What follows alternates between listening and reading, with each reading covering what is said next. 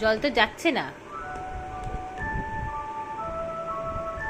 আরে বাবারে, ওরে বাবারে, গিনি এখন নিজে নিজে বোতল খুলে মুখে দিতে তো শিখেছে, কিন্তু জলটা এখনো খেতে শেখেনি, তাই তো মাম্মা? হুম। ও,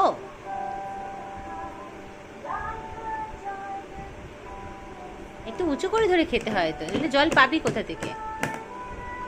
হ্যাঁ। ওরে বাবারে, ওরে বাবারে।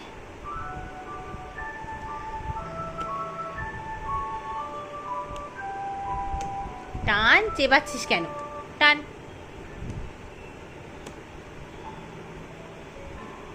কেটে কেটে কেটে কাটে কাটে